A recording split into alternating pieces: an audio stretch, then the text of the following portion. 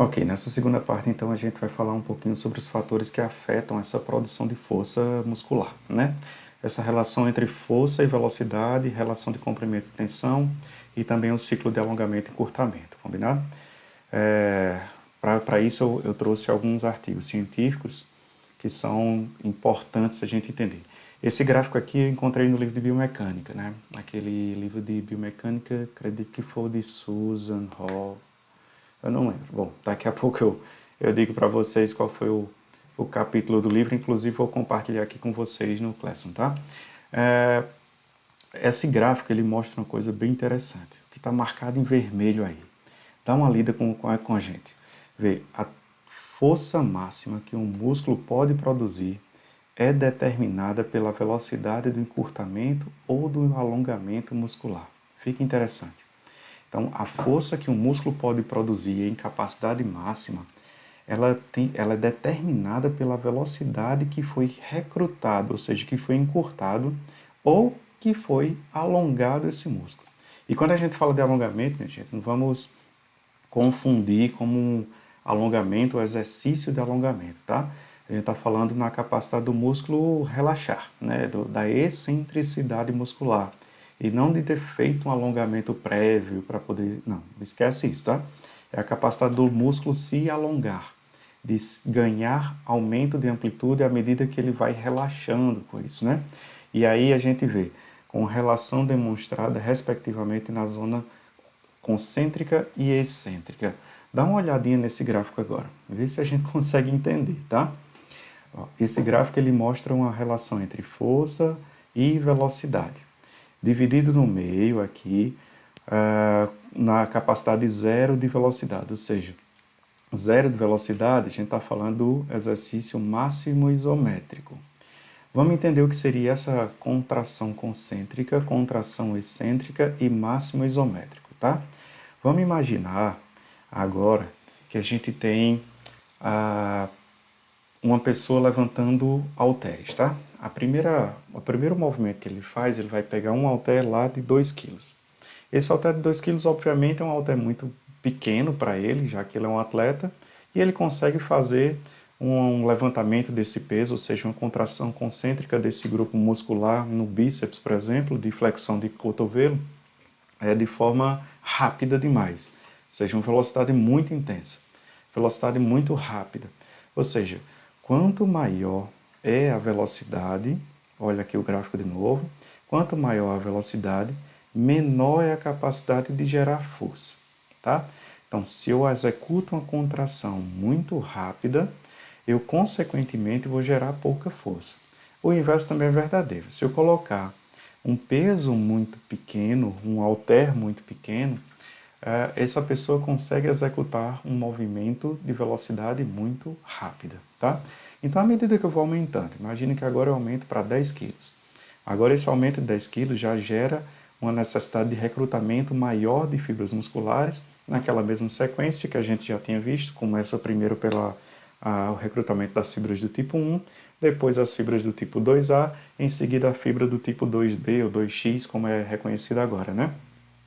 O recrutamento da fibra 2B, então, ela é solicitada pelo músculo só em momento de emergência, digamos assim, porque ela gasta muita energia.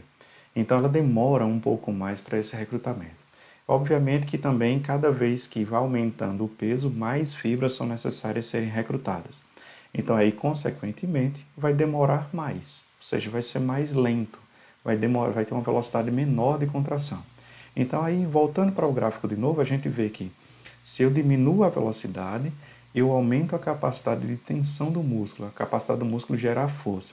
Então, se eu faço uma contração em baixa velocidade, eu consigo recrutar muito mais fibras musculares e, consequentemente, executar uma força maior.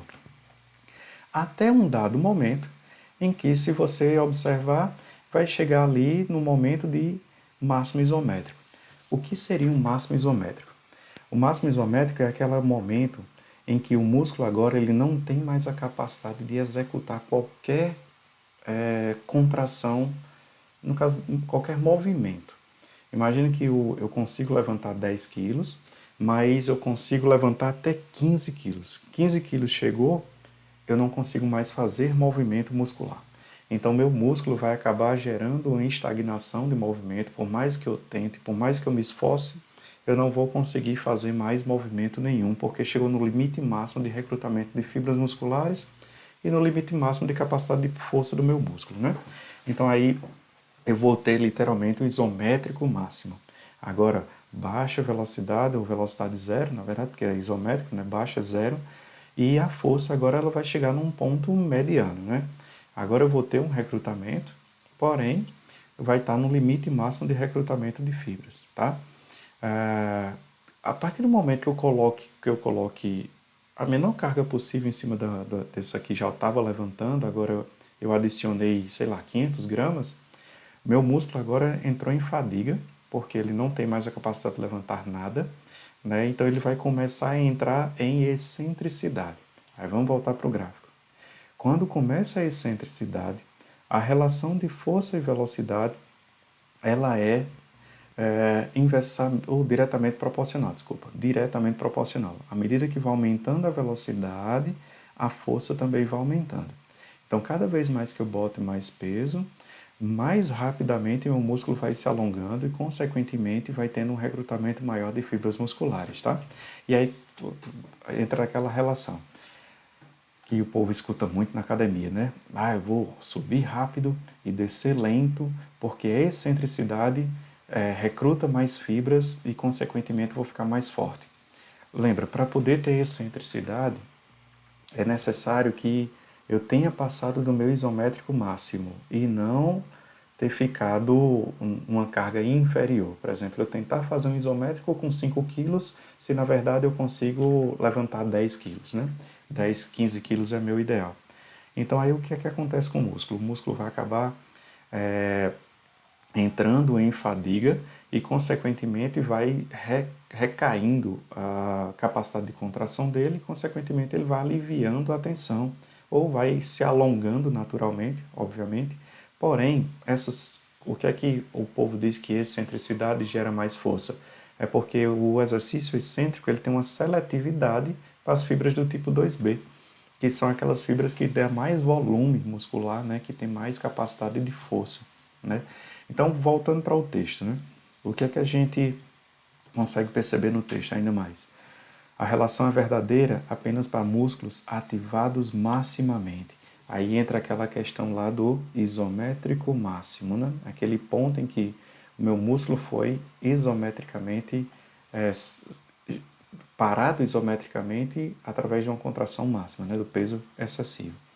Outra coisa, a relação da força e velocidade não implica que seja impossível mover uma grande resistência com alta velocidade, ou seja, se eu colocar um excesso de velocidade, uma velocidade muito alta para tentar levantar uma carga grande, eu posso conseguir. Isso é baixa treino, né? É baixa técnica.